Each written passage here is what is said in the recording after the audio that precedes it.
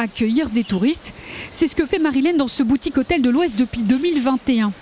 Âgée de 41 ans, la maman de 5 enfants a su dès ses 14 ans qu'elle voulait travailler dans le secteur du tourisme. Moi, ce que j'aime dans ce métier, c'est le contact avec les gens, c'est la satisfaction de la clientèle, c'est de voir que les clients, quand ils partent de l'hôtel, qu'ils sont satisfaits du service qu'on leur a rendu.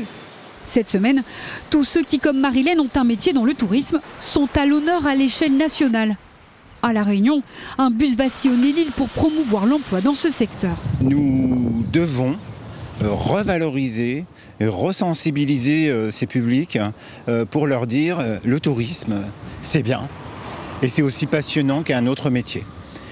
Parce que nous avons, notamment dans l'hôtellerie, la restauration et dans des prestations de loisirs également, pendant le Covid, subi une perte importante de collaborateurs et qui se sont tournés vers d'autres métiers. Une opération séduction menée auprès des scolaires et du grand public par l'ensemble des acteurs du tourisme.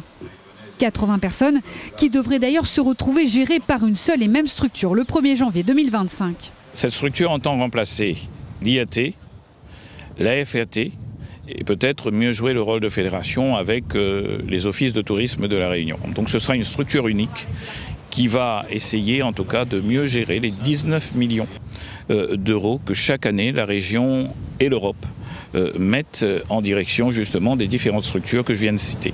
Ainsi, tous les acteurs engagés dans le tourisme à La Réunion parleront d'une même voix. Le tourisme, un secteur économique porteur qui a enregistré 478 millions de chiffre d'affaires en 2023. Une année record avec 556 000 touristes venus de l'extérieur.